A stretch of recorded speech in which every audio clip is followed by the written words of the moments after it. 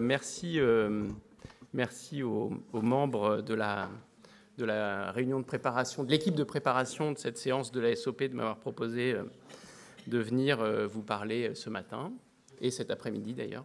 Je suis là tout le temps. Si vous avez des questions ou des problèmes techniques à régler, je suis là pour ça.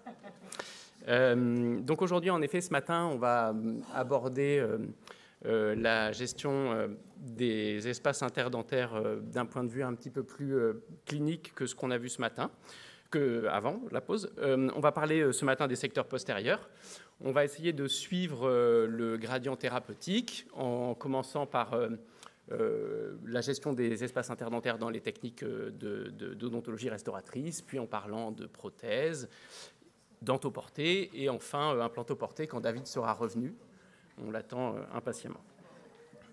Donc, pour préparer cette séance, je me suis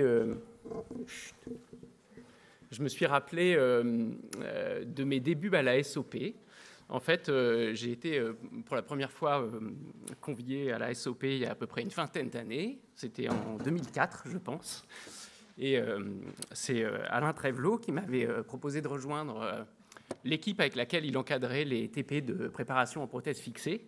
J'étais à l'époque attaché en prothèse fixée avec Gilles à Paris-Descartes et à Ivry. Et donc, pour ceux qui n'ont pas vécu ces séances de travaux pratiques, il faut nous imaginer, par exemple, Florent et moi, Florent Trévelot, mon associé et moi, en train d'animer une petite table de 6 praticiens. 6 praticiens qui venaient réapprendre, se perfectionner dans les gestes de préparation, préparation d'onlay, de couronne céramique, de bridge collé. Et je me souviens que le point principal de ces séances, tel que Alain les souhaitait, c'était d'insister sur les gestes, d'insister sur l'importance dans la qualité des traitements qu'on produit, de la répétition et du perfectionnement des gestes. Donc la présentation que j'ai préparée ce matin découle un peu de cet héritage et je vais essayer d'insister justement sur les gestes, de vous les remontrer et de vous montrer à quel point ces gestes conditionnent en grande partie la réussite des traitements que nous entreprenons au quotidien. Et puis, comme pour tout un tas de raisons, je suis également assez nostalgique de cette période où on animait des groupes avec des paperboards et des feutres. Je vous ai préparé une introduction paperboard. Voilà, j'espère que ça va marcher. Voilà, donc je vous ai dessiné.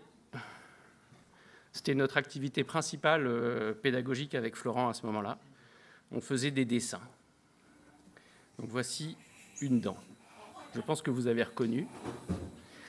Et je vais vous poser une première question à partir de ce dessin qui va me permettre de bien voir si vous avez compris et retenu tout ce que vous a dit Sandrine ce matin.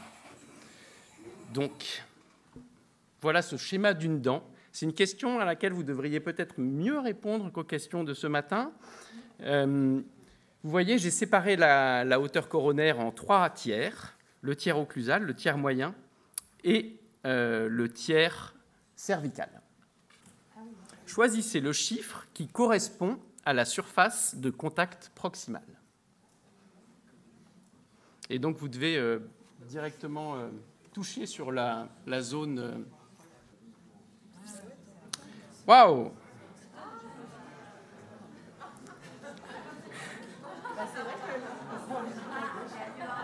Il y en a partout.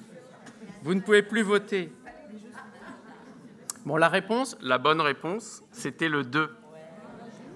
Et voilà, la bonne réponse, c'était le 2. Donc, en fait, dans cette direction cervico-occlusale, le contact, la surface de contact interdentaire est située en général dans le tiers moyen, proche du tiers occlusal, dans une zone qui est donc entre ces 2 tiers, mais principalement sur le tiers moyen. Ce contact proximal, on l'appelle contact, mais ça reste un espace. Cet espace, dans une situation de santé, avec des dents saines intactes et un parodonte sain et physiologique, cet espace, il est à peu près de 10 à 25 micromètres. c'est cet espace dans lequel vous faites passer votre fil avec une résistance. Et bien qu'on entende souvent parler de point de contact proximal, il faut, et Sandrine l'a bien précisé ce matin, rappeler que c'est une surface, que cette surface n'est pas stable dans le temps, c'est-à-dire qu'avec le vieillissement et avec l'usure et l'attrition, la surface augmente. Et cette surface n'est en effet pas équivalente sur tous les contacts interdentaires de l'arcade.